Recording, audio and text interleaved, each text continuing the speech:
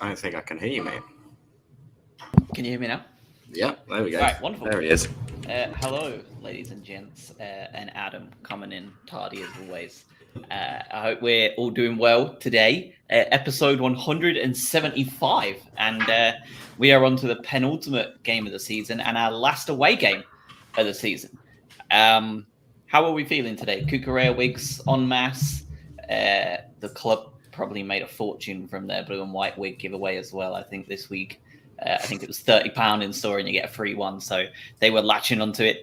How are we feeling today? Leeds away, nothing really to play for us, everything to play for them. How are we feeling about it? Good, bad, mediocre? Comfortable, I think. I think that we've set our sights on getting as high as we can, as opposed to looking over our shoulders for the first time in 5 years. So, yeah, I mean, we'll come on to the team, but obviously unchanged from a 4-0 win. So, yeah, I think I was comfortable. I was excited to see how desperate it would have got from their side as well. So that proved to be pivotal. It's hard to cast my mind back to prior to the kickoff, but I think coming off of beating Man U 4-0, you go into this game thinking you can just smash anyone. You run out. It was the same team, right? I don't think we made a change, did we? Same team. Correct. Yep, identical team. I believe it was identical bench as well. So just the straight squad. We know our away form generally this season has been very good. I was hoping for something impressive here. I was hoping for a good win, and especially because we know the way that Leeds play almost plays into what we want to do as a team.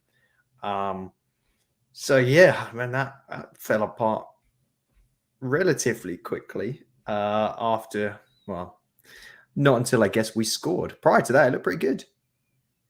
Yeah, Yeah, that was the problem, wasn't it? I think as soon as we went a goal up, Leeds went into fight for their lives mode. But that first 20 minutes, we just absolutely ripped them a new one. Was outraged. I think I saw some Leeds fans asking if they were playing Brazil or Brighton at one point because we were just ripping them badly. How poor is Firpo, first of all, as a footballer at this level? And how much fun were Gross and Solly March having on that right-hand side early days? It was like we were almost playing 11 against 10. You can see why Leeds are where they are when you watch us carve them apart about 8 different times in that first 20 minutes. English clubs need to learn not to buy Barcelona cast-offs because they very, very, very, very, very rarely work out. And he's obviously rubbish, but we also know that Leeds they've got ravaged by injuries. They had 2 players banned on red cards today. Like this was, and we'll get into this in a little bit more detail as well. But I mean, Rafinha for the most part was crap. So I've never seen that many corners so bad. Like just hit how many times did he hit the first man on those corners? And he's there like, ironically, rumored to be joining Barcelona if they go down, because I think his release clause goes down to 25 million quid as opposed to, I think it's 65 million if they stay up. Yep. This is our problem, though. This has been a problem prior to this great run that we've been on. We've gone back to the sort of dominate the ball, create a load of opportunities, create a load of chances, and then you walk away with either 0 or 1 goal, and it's not enough.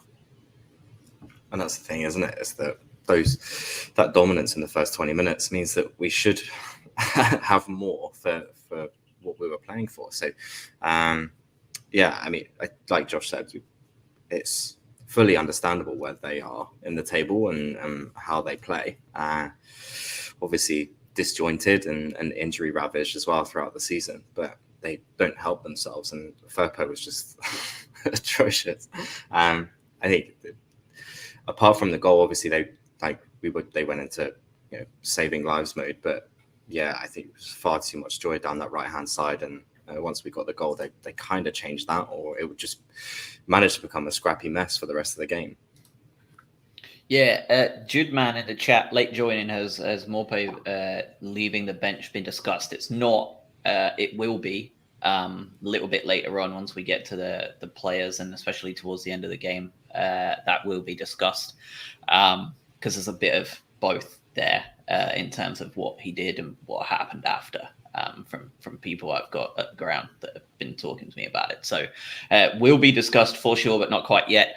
In terms of the goal itself, peak Danny Welbeck, wasn't it? Great pass from Bissouma, caused that Leeds defender all the problems in the world because he was just so out of position, both positionally and body-wise. He was just kind of tied up like a pretzel. And great strength from Welbeck. And then just the coolest, calmest finish you could ask for. It was almost like he was seeking revenge for the United chip that didn't go in last week. He was like, by hook or by crook, I'm scoring a chip from an hour angle before the end of the season. and he went for it, and Meslier was just left all at sea.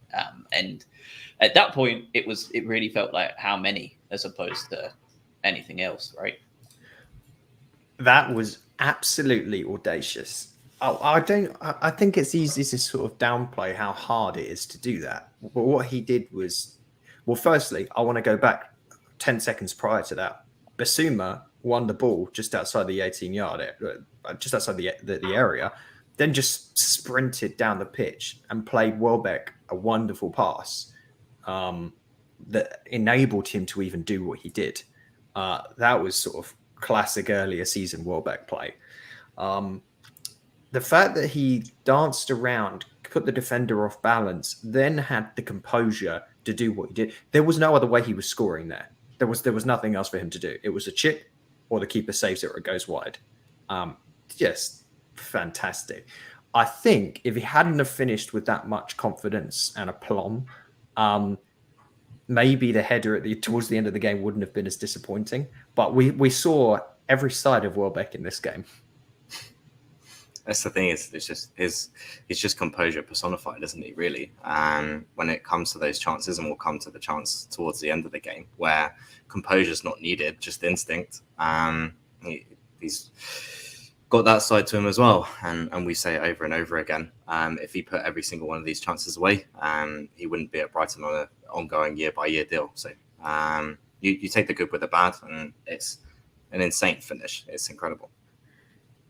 Yeah, I think I've heard it from both Gus Poyet and Graham Potter, a similar phrase that they've said more than once in their time here. And they're the only two I've heard say it, that they hate open games because it means that they're not in control. And today, for pretty much the next 70 minutes of football, summed up that very much so. I felt that there was no control for either team. Definitely Leeds had the better of the pushing forward, because we went into that kind of sit back mode and they went into fight for their lives mode. James in the chat, as a Leeds fan, don't know how it wasn't 10-0, to be honest. Brighton are a class act and Potter a great coach. Might have just saved our season though, so cheers for that, lads. Yeah, I said on Twitter, the only solace I've got is I absolutely despise Burnley as well, so at least they're going to go down instead, or possibly Everton for the memes. You know, at the same time, though, Leeds had plenty of chances as well. If it wasn't for what should be Spain's number one come November, pulling off two outrageous saves. Absolute shade to David De Gea. It was unbelievable, wasn't it, today? Sanchez was superb. I thought most of the back line had a really good game today. They were very comfortable sitting in that kind of compact block. But in terms of the rest of the game, the strategies that were laid out, the tactics that were laid out, it was all just very much so open, end to end, really tough to control football. And I don't think there's much need to go further into that other than discussing all the chances that came up. But Robert Sanchez today, unbelievable, I thought. Really good. I mean, yeah, just the near post save as well from Click, and even the free kick save. I think that's the Sanchez that we know and love, isn't it? And like we said last week, he was getting some doubters here and there, but it just shows you how good he is. And you think from a 2-year period from this time, 24 months ago, just how far he's progressed. It's kind of scary, really. But he should and probably will be going to Qatar, but he should be number one, as we've said. I think so. Yes, Sanchez, fantastic. Honestly, if he didn't concede at the end, I think he's man of the match for me. He still might be, but I think we tricked ourselves a little bit, and as viewers, we got tricked into thinking that we should have been up, 10-0 or whatever James has said in the chat. But it was such a flurry of dominance that lasted for, as we said, like 20, 30 minutes. Outside of that, as you mentioned, Josh, we couldn't string a pass together for a period of about 20 minutes, especially in the start of the second half. And the game was too open. And that style of football where, we want to control the possession, we want to build up and create these chances. There were none of that. It was just smash the ball up this way, get possession back and try and make something happen. And then it fizzled out. In some ways, I think we almost tricked everyone for about 20 minutes into thinking it looked like we should have won this game heavily. But in reality, it was a close game. If anything, Leeds maybe should have won that game 2-1 based on the outcome of the second half. Yeah. My opinion. No, that's fair. I think that's the problem, isn't it? We started off so well, and I can see why people would have the view that maybe Leeds should have got more from it. And I think the problem is we did sit back so comfortably. We just allowed them to dominate the ball. And it doesn't matter who you're allowing to dominate the ball at a Premier League level, they're going to get something sooner or later. But on the other side of things, I think Albion fans are looking at, in terms of that first half especially, there was just an absolute plethora of final passes and touches that were not good enough. The amount of square balls into the box in that first half, even after the first goal, we squared that ball in 4 or 5 times. It either rolled past absolutely everybody, or whoever got it, it was under their feet. Solly March just skewed one wide for no reason whatsoever. I think, especially in that first half, I really do think there are a few chances there where we probably could have gone in 3-0 up, and it wouldn't have looked insulting to the scoreline. No. Second half, I think, is a different story altogether. And I think when you come off of that second half where we've basically just sat back almost the entire half and been battered, I think at the same time, then you can definitely sway that way of like, well, Leeds did enough in that second half to score 2, which they arguably did. It's frustrating because you look at the data itself, not just from this game, but the fact that, I mean, Leeds have conceded 78 goals this season. 78. Norwich have conceded 79, and they're a laughing stock. And we couldn't score more than 1 goal. And it was many strikers would have missed that.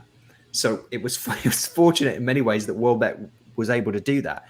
That's bad. That is bad. And I think it goes back to what you said at the start of the game. It's like we had the quality and that drive to get ahead in the game early on, then sort of didn't take our chances, and then it just became just this matter of who wants the game more, and it wasn't Brighton. That was very clear. Yeah, I think that all comes down to, they're obviously fighting for their survival and what they're trying to do, and it turned into a really scrappy game, which doesn't suit us at all. We, like you guys have been saying, we like to be in control. We like to be able to dictate and be proactive. For the last 65 minutes of the game, for the majority of the game, there's this huge open play of to and fro's and going from one end to the other, it doesn't suit us. I mean, our defense is incredible, and we know that. Obviously Sanchez was counted on a few times today to make those saves when needed, and he did really well. But yeah, you can't take anything away from Leeds in that respect. There will be people that didn't watch this game and saying, oh, Leeds are lucky to get a draw and stuff just because they scored in the 91st minute. But that second half was so open, and the amount of defending and saves we had to do, because we invited that pressure and we allowed it to become a scruffy game, means that a draw is about right for me. Yep. Just to add, Adam, 79 goals against Norwich this year. None of them scored by Brighton, by the way. 2 0-0 draws. And only the one of Leeds' 78 scored against them by us as well. We are not particularly great when it comes to scoring goals against incredibly defensively frail teams, unless they are named Watford, in which case we can just line them up because they are really awful. Can't score against Norwich, can't score anything more than a goal against Leeds, but we can, beat Wolves' staunch defence 3-0, put 4 past Man U. It's just like, I mean, it's just classic Brighton, isn't it? Just do the opposite of what we expect to happen. Yeah, it's not ideal, is it? In terms of the goal itself, the late goal, I thought I was a little bit disappointed with our substitutions, if I'm absolutely honest. I thought we could have been a bit more, just a bit more expressive, a bit more enthusiastic. That first substitution, Solly March coming off, Adam Webster coming on, almost felt like we were setting up to just sit back and try and eke out a 1-0 win. When in Albion history, in my entire 28 years of being alive and conscious enough to know what Albion are, has that ever worked? Because I would probably say maybe 3 times out of the thousands of games. And it didn't really get much better after that. It was an incredible worry seeing Caicedo coming off and Adam Lallana on. You couldn't get a bigger downgrade for me in terms of what you need for that physical presence in the midfield. And what Caicedo offers as opposed to what Lallana offers. And then Tarek Lamptey on late to presumably offer that counter-attack and that break, which he almost did exactly to schedule, the last kick of the game. So outside of the Lamptey sub, the other 2 I thought were really quite disappointing. I would have liked to have seen Alzate instead if you're taking off Caicedo. I would have liked to have seen Ferguson come on. I would have liked to have seen something a little bit different. But it felt negative right from the start there in that second half. The Webster one was the one that frustrated me a little bit. And I get it. I know that the game needed to be reshuffled a little bit because those first 10, 15 minutes of the second half were just bleak football. That's it. It's one of if you watch games, right, and there's just sometimes the game just purely washes over you, and you could just not watch it, and you would come back to the game in the exact same state as if you just sat there and watched every pass. That was what the first part of the second half felt like. Webster coming on obviously allowed us to put Veltman out and push up. I thought Veltman was pretty poor today. A lot of misplaced passes. That felt weird. Lamptey was pretty late, as we said. It's great that we can bring Lamptey on for that change of pace. No defender wants to see Lamptey come on at the end of a game. Then if he could finish, it would be a different situation. I don't mind Lallana as the sub because what he created was what you saw for about a period of 5 or so plus minutes, far top left of the pitch, where we created a triangle with Lallana pretty much being, 1 point of that. Just passed the ball around endlessly between Lallana, Cucurella, I can't remember who else was there, and wasted a bunch of time. I think that's pretty much what Potter told him to do. Go on, Adam, sit there, just pass the ball around in circles or triangles, and then we're going to just try and waste some time. But that works until it doesn't. Yeah. I didn't mind. I didn't mind the Lallana sub. I think in hindsight, you can say that physical presence was lost, and that's fine. I would have liked to have seen Lamptey on earlier. I think like you said, it was bleak viewing from 45 to 60 minutes, and having someone like that come on in 65, just be able to impact the game as much as he does. He can do that for 20, 25 minutes and give a bit of counter-attacking when we probably needed it. But that's just me. That's my own opinion. But it was a weird one where we didn't get them quite right today. I felt a little bit bad for Veltman. He was absolutely hacked today, wasn't he? He was fouled more than any other player in the Brighton team. Yeah, 5 times he was fouled today, which is a lot at any game. Shouldn't be surprising at the dirtiest team in Premier League history, but he was in the wars today. I felt a little bit bad for him with that, it was not great in terms of that pass accuracy, pass percentage. He wasn't even the worst offender. He was pretty much middle of the pack. There was a lot of those players at the back. Says a lot. The best day of things. Yeah. Solly March 70%, Cucurella 68%. Cucurella was not good today. Not his best, let's say. It was I felt it was a very. I've seen a couple of Leeds fans on Twitter trying to get some nibbles, saying that it was basically the Rafinha show on that right hand side, and I would say, what's in the same game?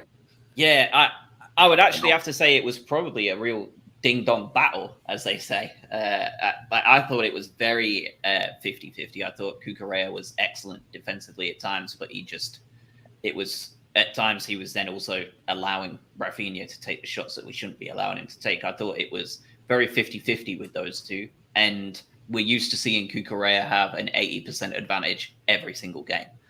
So he did have an off day. Maybe he was just a bit hungover from all of his player of the season duo wins this week. Maybe that was what put him off a little bit, or just all of the lookalikes in the stand. But yeah, I thought he had a poorer game this week compared to most. I want to go back to the passing stats because we look at these every week. I don't know if I've really seen them this bad for quite a while. As you say, Basuma was the shining star above everyone else. Let me know if you've heard that before.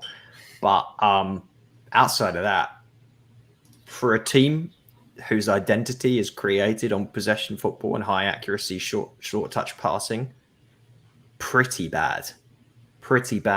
And let's give a little bit of credit to the way Ted Lasso set up that team, because Leeds were very heavy on the press, especially in the second half. And that was when we say this was the difference. Leeds wanted it more like, get rid of the cliches. They just worked very hard and pressed constantly against us, cut all the passing lanes out for a good 20 to 30 minutes in that second half, which is why you're seeing this terrible pass accuracy. The first half was lightning. It was very quick, just quick counter-attacking. you're not trying to play possession football. The second half, we couldn't play possession football. That's what we wanted to do. That's why Lallana came on. We just weren't allowed to. So a bit of credit to Leeds for that. It was even worse for them, though. They came out with 70% pass accuracy compared to our 74 on the whole, and most of their players were below us on that entire grouping, which is really says everything you need to know. Really, it was exactly like that total end-to-end nonsense that just they couldn't get into our final third well enough. JD in the chat asks, if we draw next week, would it be mathematically possible to finish top 10? I think there are a few too many games to go in this midweek group, or rather this weekend, I suppose. Palace, Villa, Brentford, Newcastle to an extent, and Leicester all have a game to play, JD.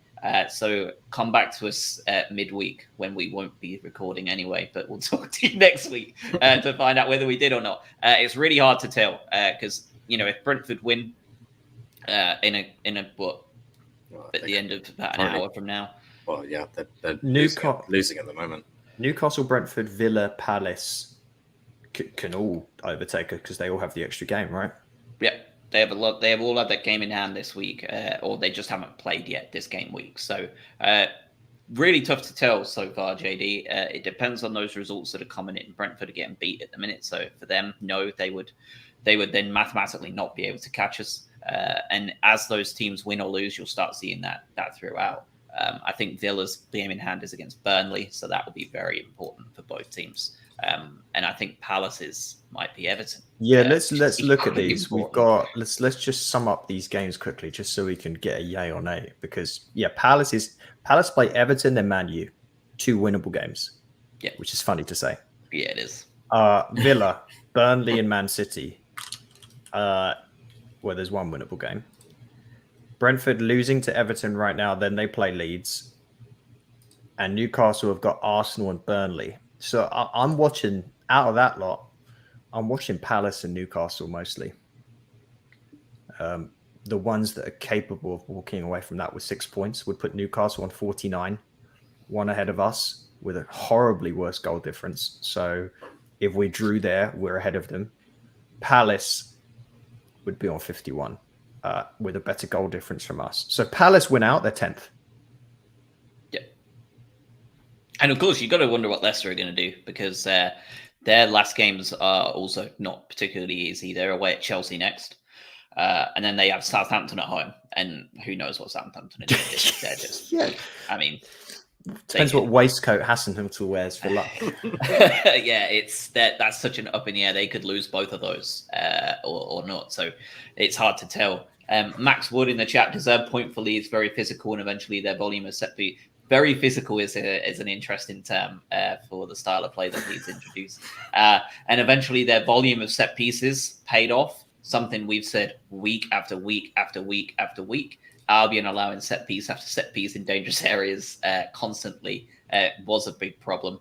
And then Brighton's final pass and shooting was off today. Not just today, Max. Quite often. Trossard and McAllister in particular. Leandro Trossard, not his best game today, was it? After what has been 2 or 3 games that have been just lightning. And then he rolls up today.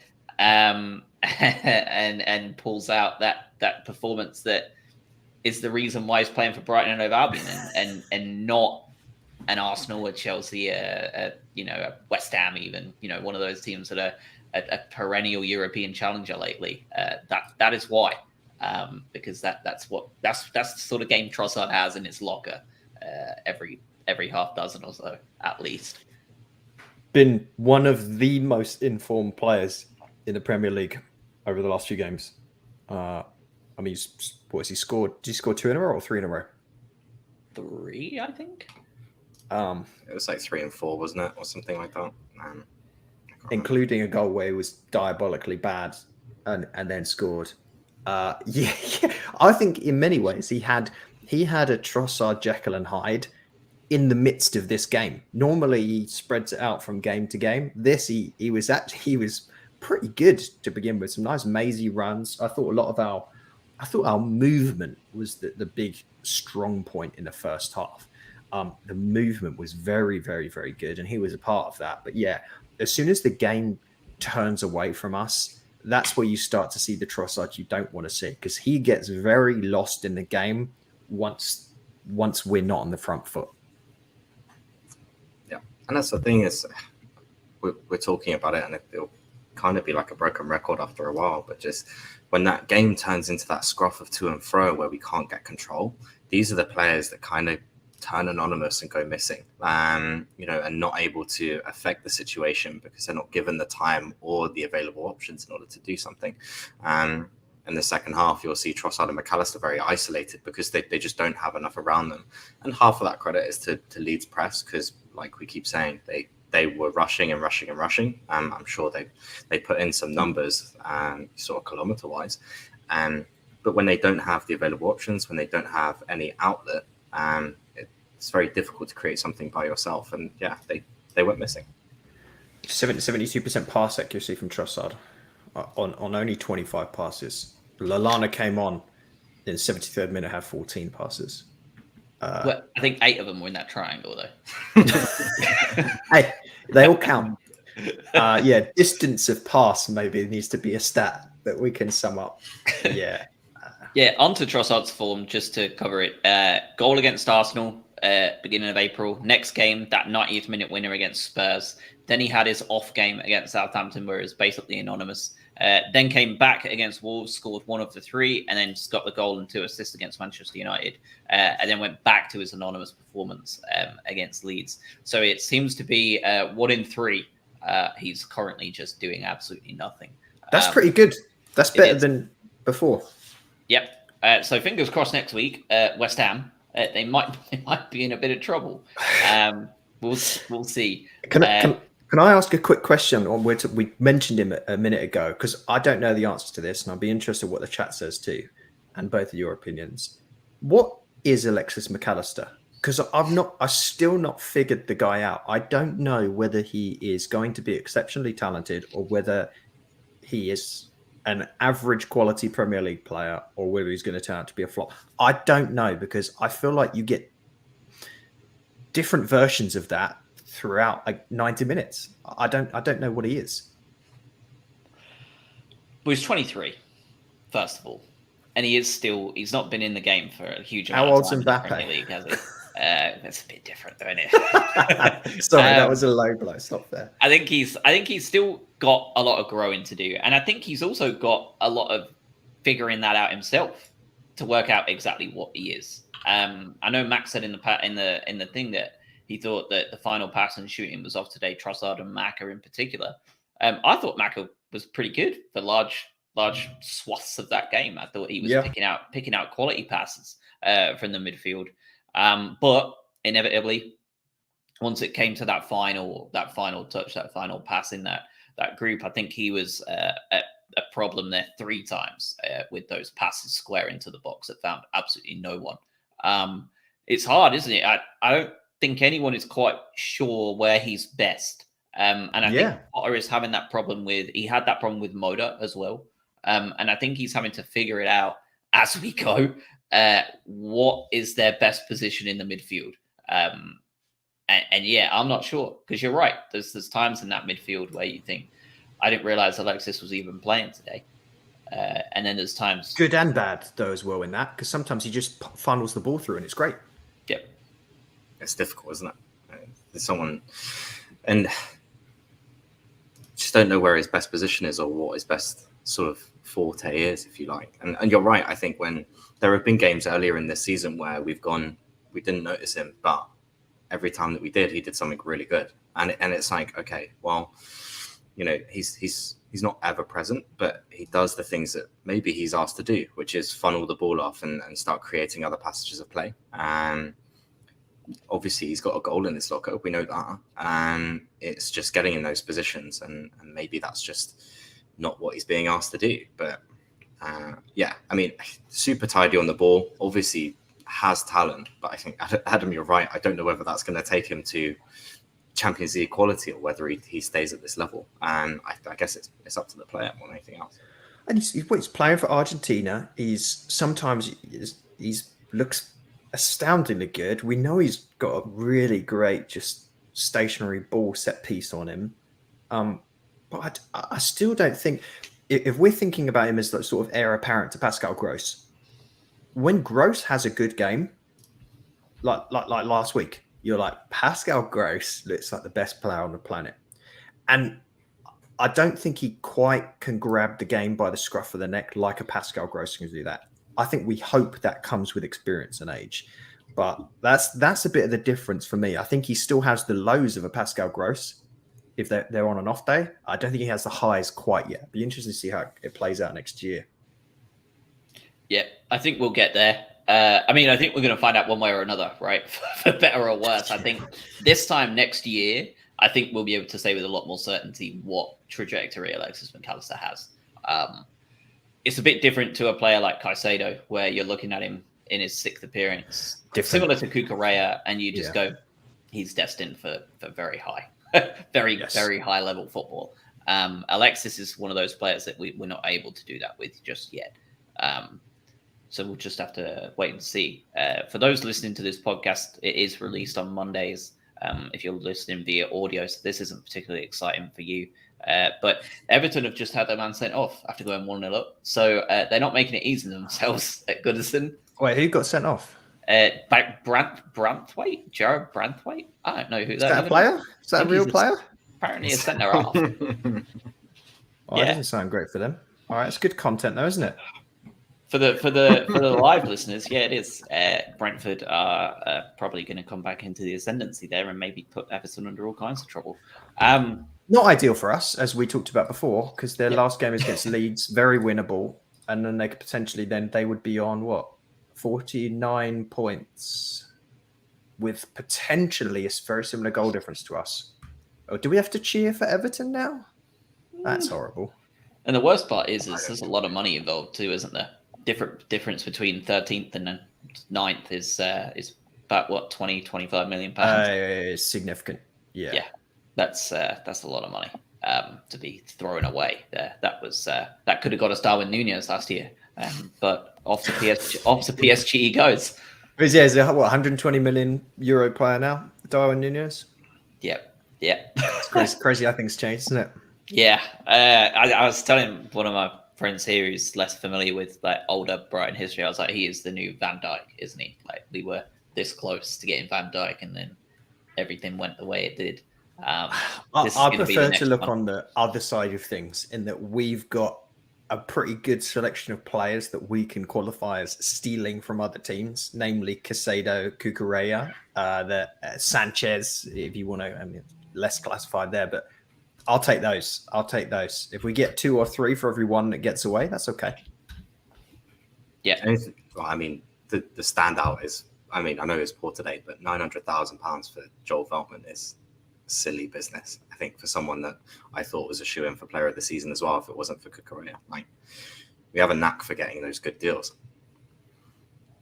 Yep. Justice in the chat, Welbeck should have scored again, but was very good overall. That sitter today was peak Welbeck, wasn't it? Absolute filth in the first half, absolute dosser in the second half. How are you missing that? It was a great ball in as well. I'm not sure who it was. Was it Trossard who actually whipped that in? Yeah, it was. Yeah. And there you go. Again, you see Welbeck hits that into the back of the net as he should, and Trossard comes away with an assist today, and you go, he was all right, not too bad. Not to be, and now he's shit.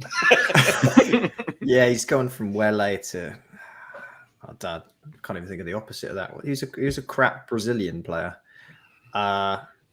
He was the guy that played for Spurs, then got outsourced.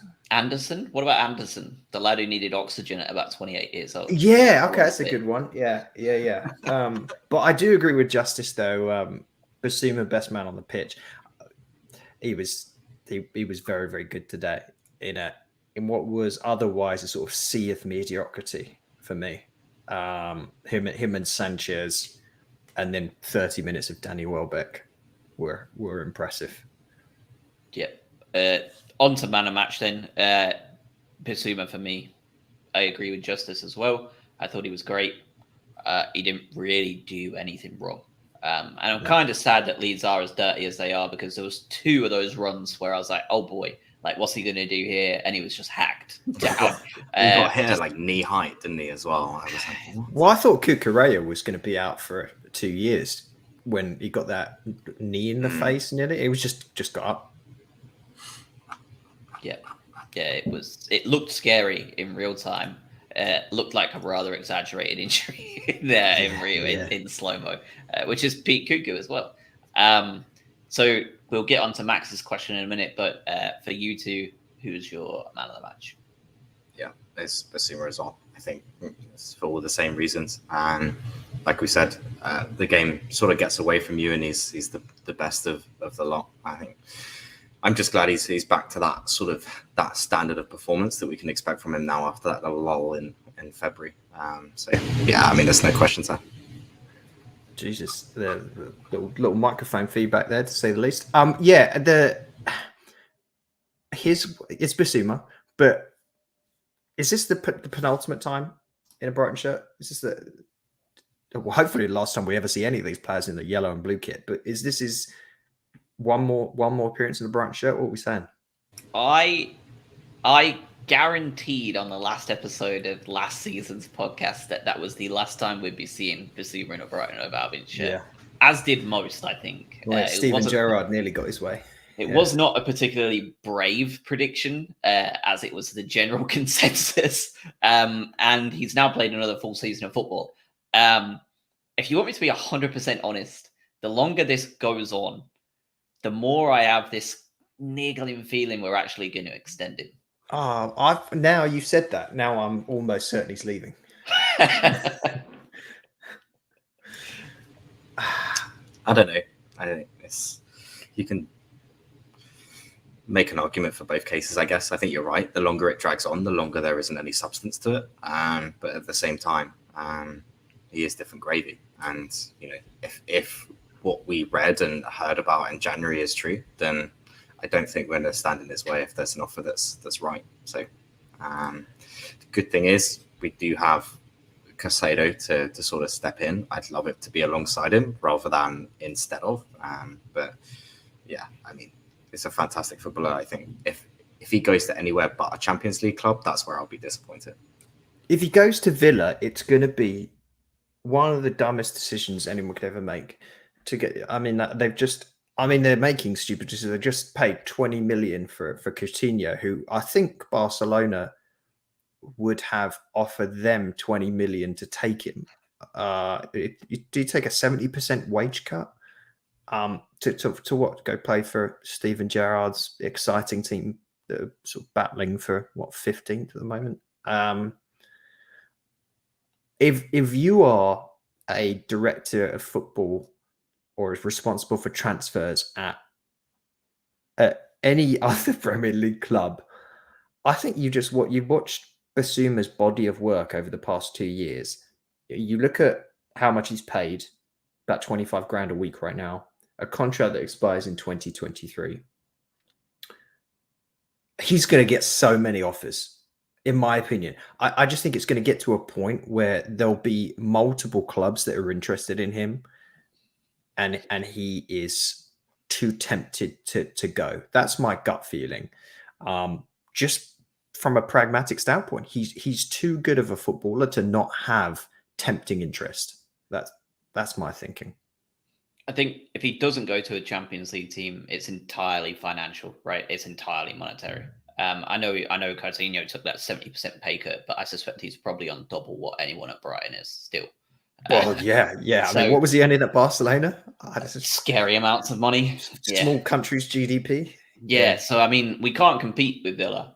We can compete with them on the pitch. We can outperform them on the pitch, but monetarily wise, with the billions that they have and the owner that they have, we physically can't, and we probably never will at that point. So, if he decides to go for money, then fair play to him. But like you said, there's really no reason why there shouldn't be a whole bunch of European football playing teams in the mix.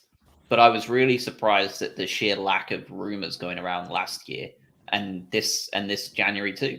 It doesn't seem like any of them are particularly looking at him. and I'm not sure why that is. They have to, because if you just purely look around at the options that other teams are trotting out, they're not as good.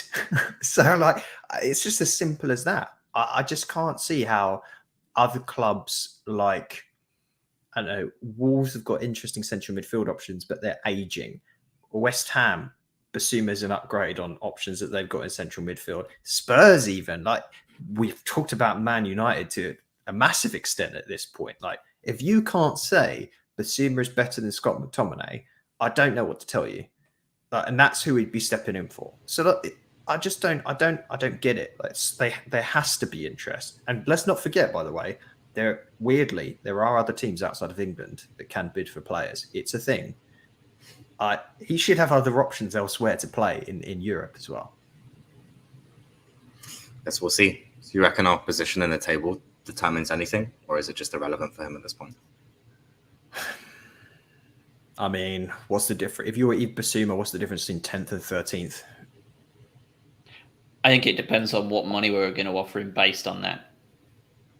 Depends on given how we finish this year, it depends on whether they think, okay, this is something we can sustain or something we can't. And I think that would change then what we're offering him. Possibly substantially when it comes to your bonuses and your add-ons and stuff like that. So I really don't know. The Scooch in the chat. Hi, Paul, as well. Yes, he is. I believe he's a Charlotte-based Brighton and a Albion fan. So I'm sure I'll be meeting up with him sooner or later. So Max Wood in the chat. What do you all think about Cucurella's hybrid left centre back, left back role with Trossard ahead of him? Who should be our back three next season? Great question, Max, because we do have 2 championship player of the seasons about to come back from their loans. Yeah. And Genoa regular Leo Ostigard as well. Shane Duffy obviously is going to be on his way this summer. I think that's an absolute certainty. Hayden Roberts clearly is probably going to be either going on a loan or possibly going somewhere for a small fee as well. It doesn't seem like he's made that step up we wanted him to this year.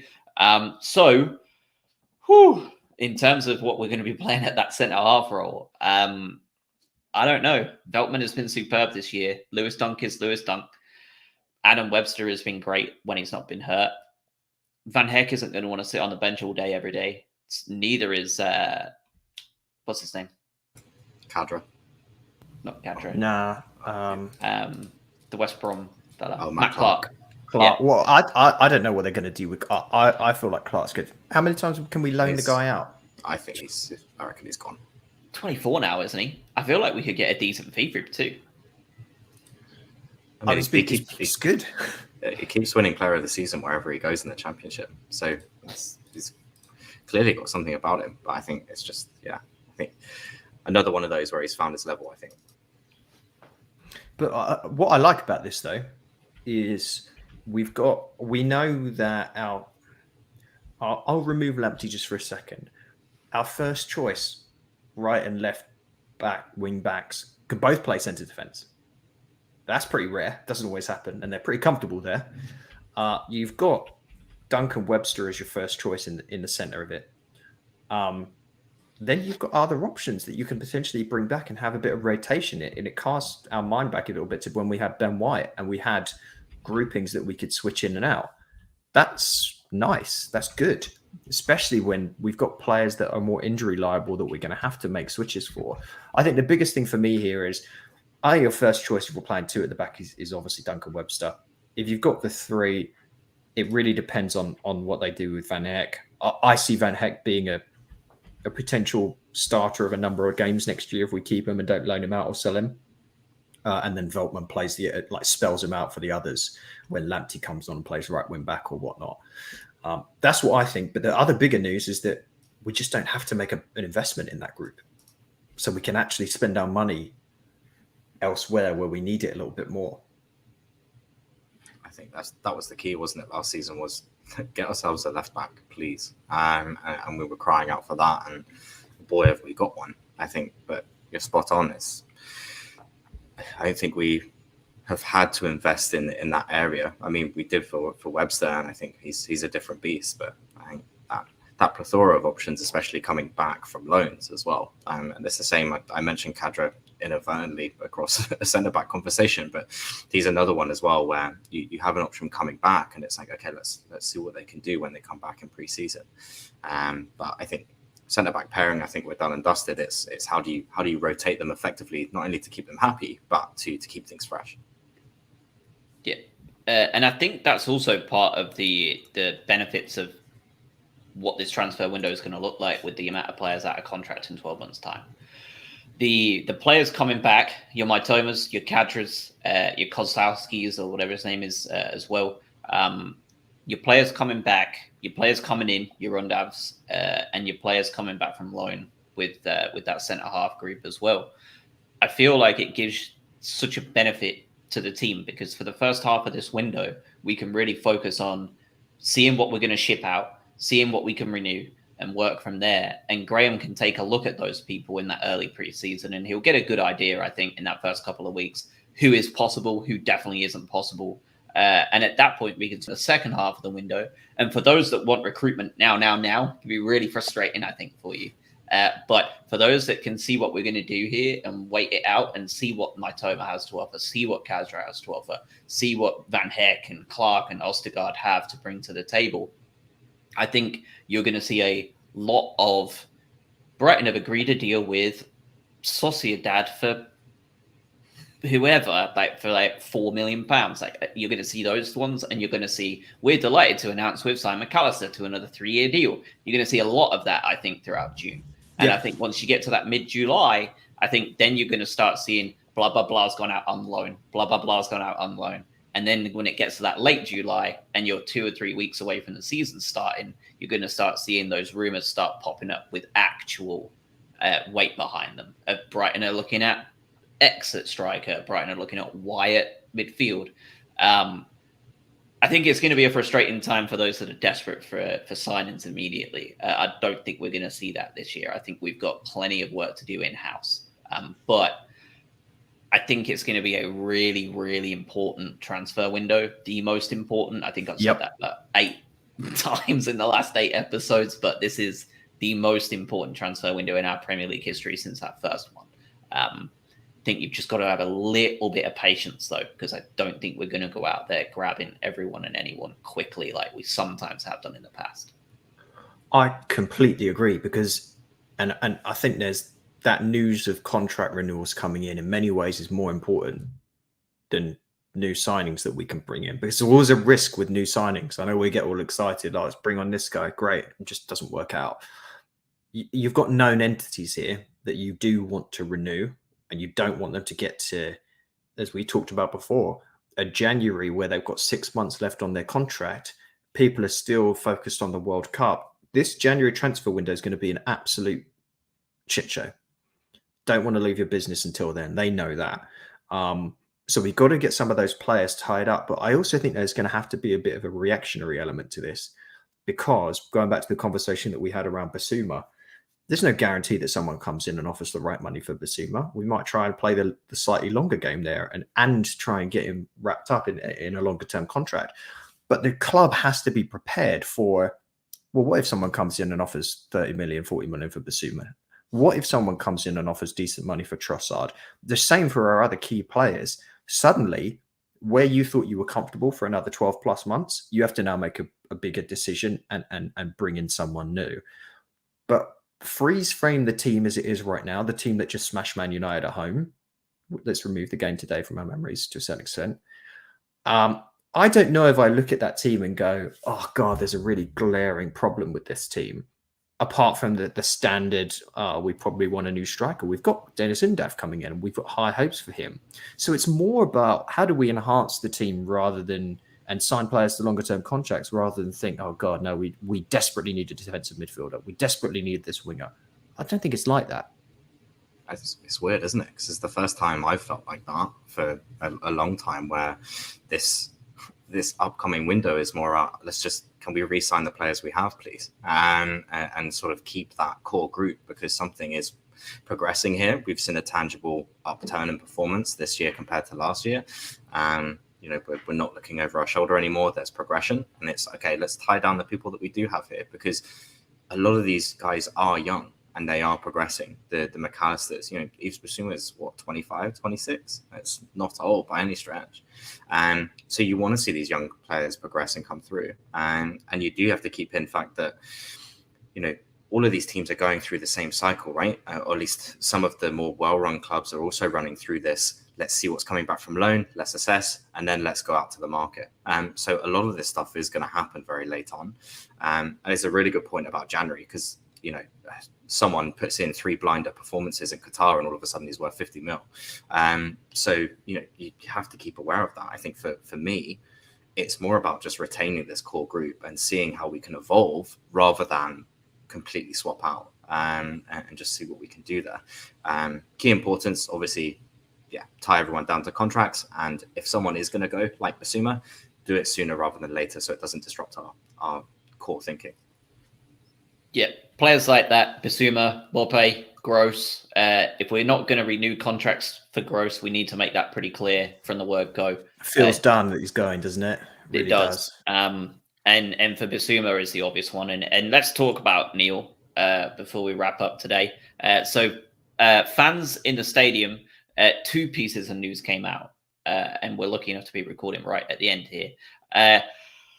Neil stormed down the tunnel after the final sub was made. So when there was no more subs able to be done, he was a goner. He walked down the tunnel and was done.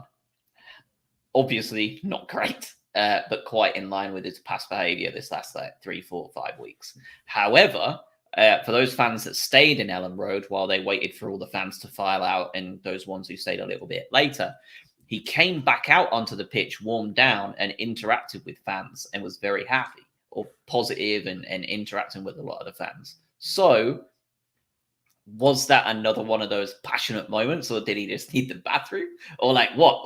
I don't know what to say, because he is a very up and down fire of a player. Was it just a case of just him just having a strop and then coming back out and getting over himself? If it had just been left off at going down the tunnel, like there's been a couple of comments in the chat with, it's one thing.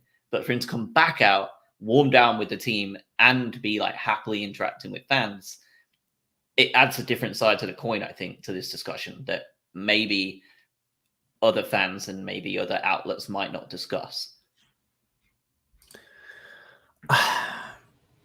Look, he's on the bench. He's losing out to no disservice, because I love him, a journeyman, perennially injured striker who we've just renewed a contract for.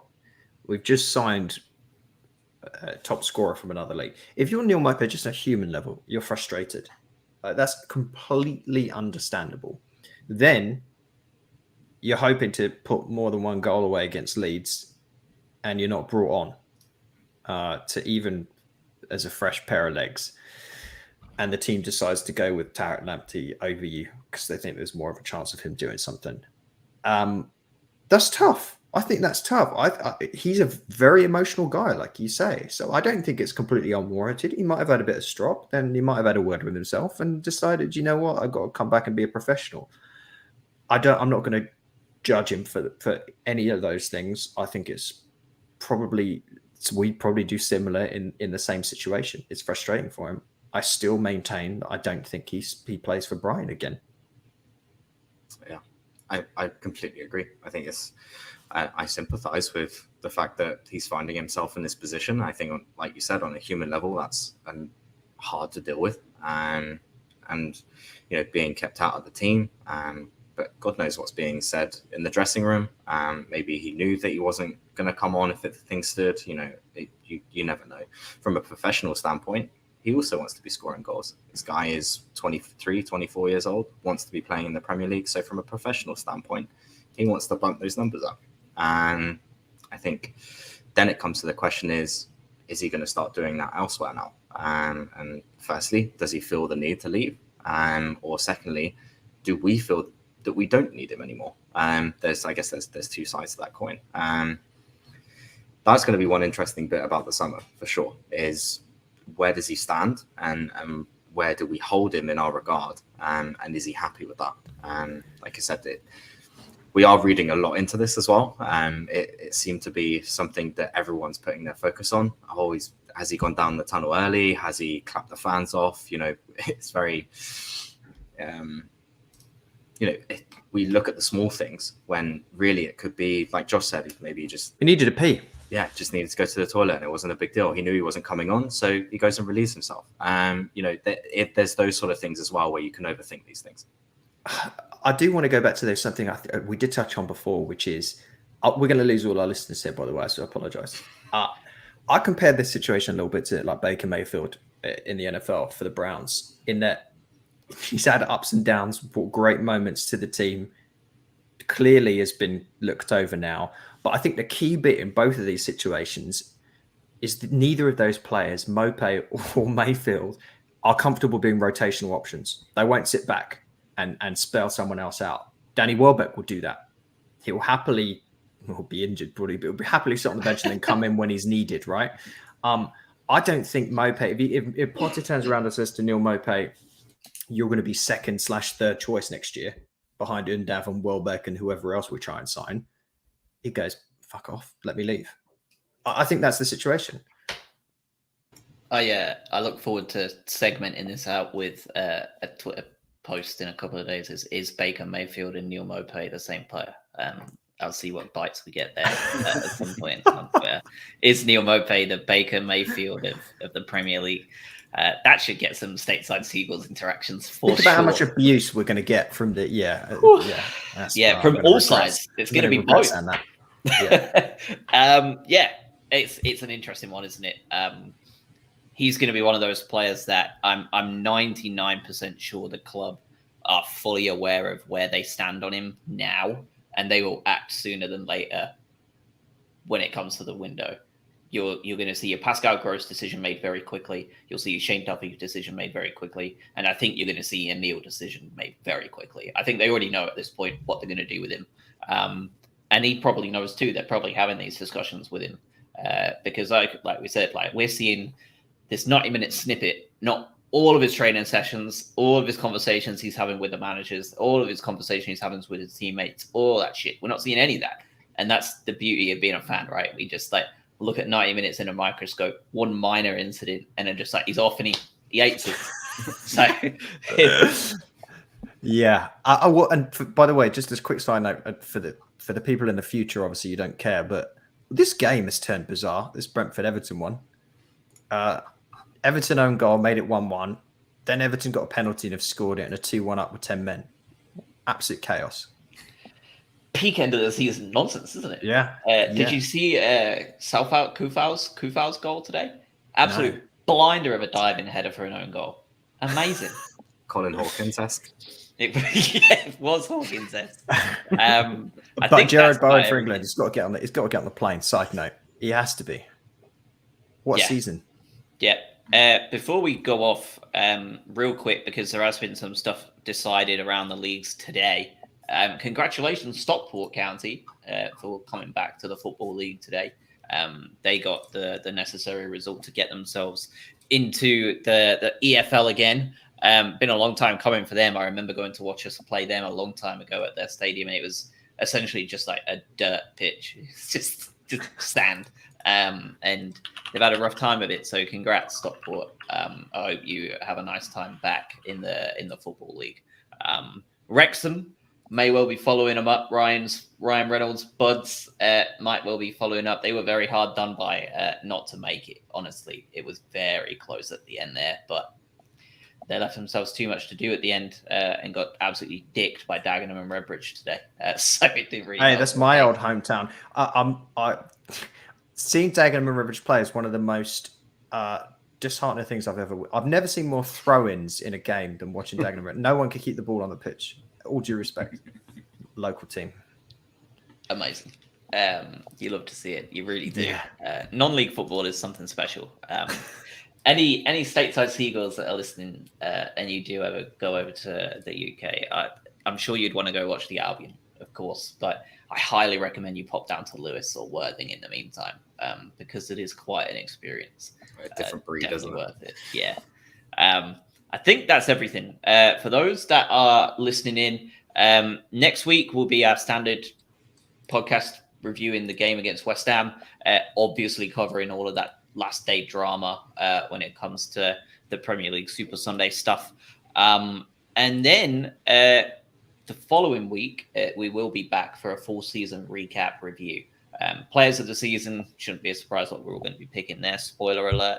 And then games of the season, players we want to list that definitely should be contract renewals, maybes, definitely let goes, transfer targets, anything like that. We'll just be having just a dick around chat for an hour, recovering everything Albion from 21-22, covering all the stuff we need to. And then we'll just be kind of playing it by ear, depending on what moves the Albion make and what conversations we want to have. And if anybody comes to us with any DMs of some really good ideas of podcast episodes to throw out there in the summer, we will oblige. So for those listening, that's a hint to you to get involved, and we'll happily have you on as well. If you want to participate in whatever discussion you would like to have, get on the show, have your say. Other than that, Adam, Craig, anything else? That's it. Thank you everyone for participating and listening. Yeah, We absolutely. appreciate it. Yeah, thank you so much. Awesome. Have a good one. Cheers all.